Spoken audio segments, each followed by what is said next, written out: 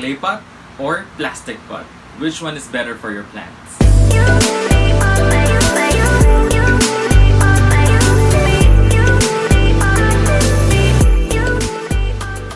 Hi everyone, I'm G of Lush Lifestyle Plants and welcome to our official YouTube channel, Lush TV. So for today's episode, pag-uusapan natin kung alin ang mas magandang gamitin na pot, clay pot ba or plastic pot.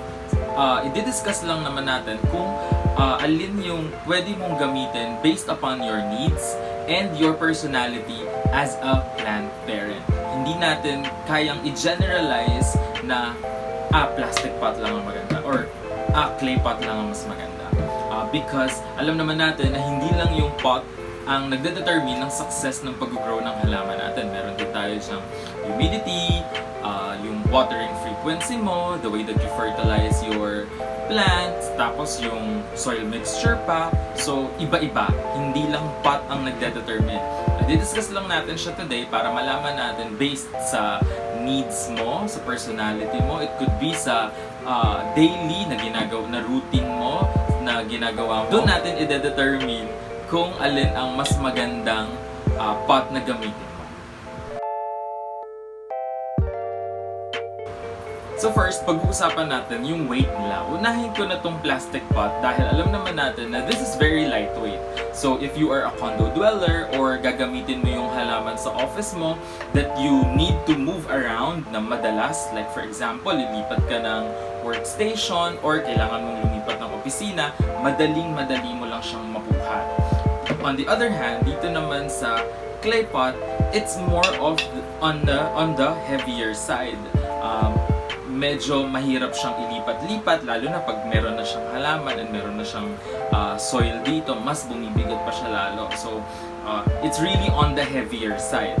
So, it really depends on you. Siguro kung hindi mo naman kailangang ilipat-lipat yung halaman ng madalas, you go with the clay pot. Or kung kailangan mo siyang ilipat ng madalas or kailangan mo siyang buhatin ng ilang floors papunta sa room mo, you go with the plastic pot. Next naman natin pag-uusapan is their durability. So unahin ko ulit yung plastic pot, it's very flexible and sturdy. So kahit mabagsak mo siya, hindi siya mababasag kaagad-agad. And dito naman sa clay pot natin, kapag nabagsak mo siya, malaki yung chance na mabasag siya, or kapag nasanggi siya, malaki din yung chance na mag-crack siya kasi madali nga siyang mabasag. So, depende ulit sa pangangailangan mo, sa needs mo, sa personality mo, kung ano yung mas kailangan mo, yun ang piliin. So, third natin pag-uusapan is their material. So, kapag plastic pot, it is made of non-porous material. So, meaning to say, hindi nakaka-go through yung air sa loob. So, it tends na yung soil ay maging moist or may drainage holes yung plastic pot natin dahil nga non-porous material siya. Kailangan mag-drain yung water because the moisture will remain intact for a few days dito sa plastic pot. Dito naman sa clay pot natin, it's made out of porous material, meaning to say, the air could pass through. Kapag napansin nyo yung mga plants na nakatanim sa clay pots, makikita ninyo, mas madaling natutuyo yung soil nila.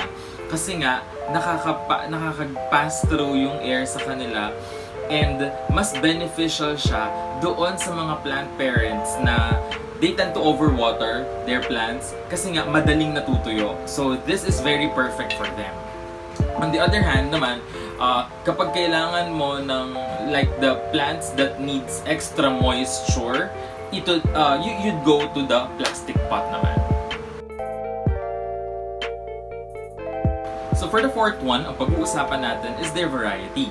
Kapag plastic pot, napapansin ninyo, the designs are limitless. Tulad nito, may spiral, may cylindrical, or it could be geometrical shapes. Tapos ngayon, there are plastic pots that are made out of 3D printers na magbigay ka ng designs. They could basically make a pot out of that design, diba? So, the designs are really endless. However, sa clay pot, medyo it's on the classy side. Siguro, because of the way they make it, syempre, it's made out of hand, diba? So, talagang medyo may limit or medyo hindi ganun karami yung designs na napoproduce. Pero syempre, perfect na perfect ang clay pot if the theme or the design of the place na paglalagyan mo ng plant is very classy. I'd say na kapag din minimalist, maganda rin silang tingnan. And anyway, madami din naman na tayong nakikitang mga clay pots ngayon na pinipaint nila, may mga designs na nagiging work of art na din yung mga clay pots. So, it really varies kung ano yung gusto mo at kung ano yung mag-fit doon sa place na paglalagyan mo ng halaman. So, the fifth one and the last one is their price.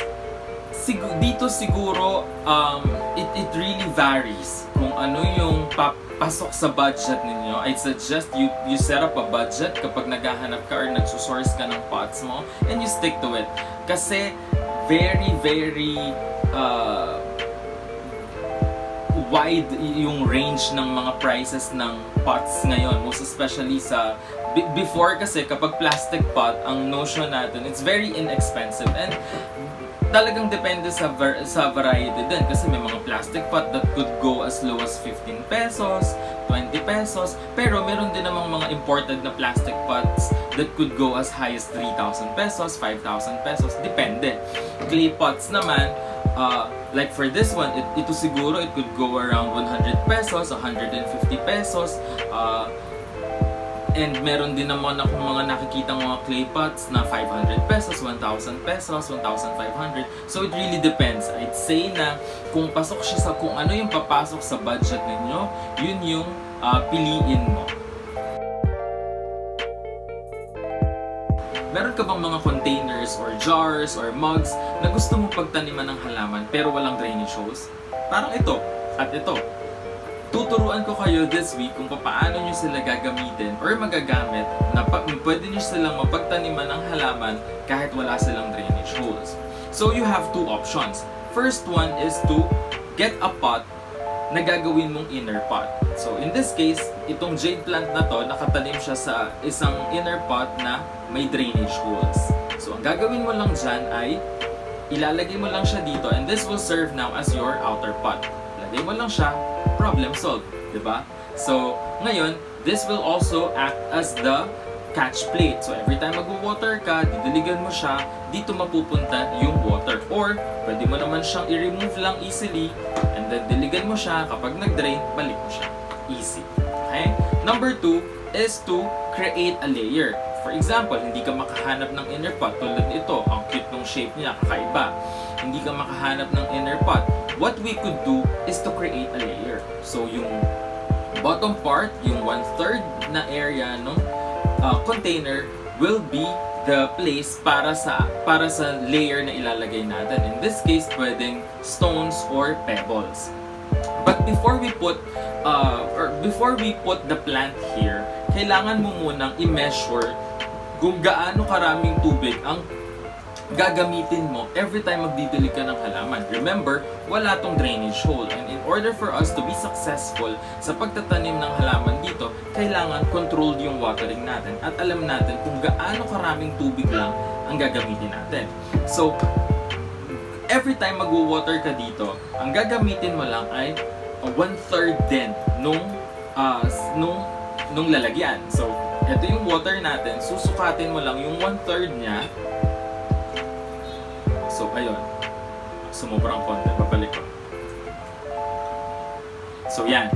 Ito lang yung amount ng water na gagamitin mo every time magdidilig ka. So, isasalin mo lang siya sa measuring cup.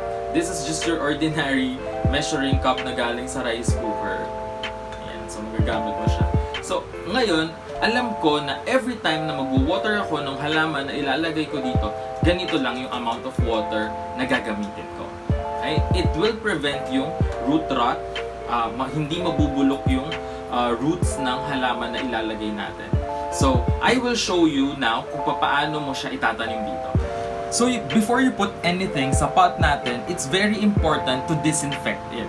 So, ang gagamitin lang namin ay diluted hydrogen peroxide or agua oxinada na may tubig. Okay? So, spray mo lang siya sa pot to make sure na walang mag-grow na fungus or spores na makaka-apekto sa plant natin sa pagdating in the future. Okay? So, these are the pebbles. Ito yung gagamitin natin na pang-layer.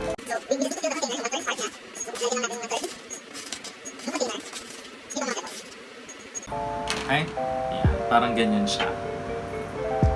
Now, we need to put the soil. This is just your ordinary garden soil na may halong loam soil.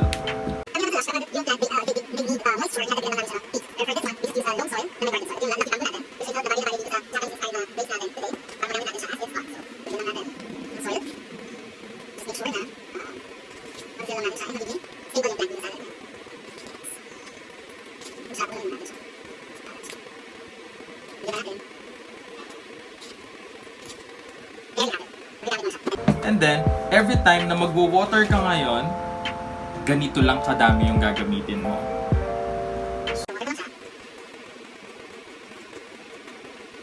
There. Kita mo? Inabsorb lang siya and magde-drain lang siya dun sa kinreate nating layer. Now, bago mo siya diligan ulit, stick in your finger kung hanggang siguro mga halfway through or 2 inches, tuyo na, pwede mo na siyang diligan ulit. That's it for our video for today, and we hope na meron kayong natutunan from our episode. So if you like the video, please share it to your friends, lalo na sa mga kakilala nyong plantito and plantita na tingin nyo makakatulong sa kanila yung video natin for today. And if you have questions, comments, or suggestions, let us know on the comment section. Babasahin namin siya and susubukan namin sagutin yung mga tanong ninyo. So that's it. Thank you for watching and see you on the next video.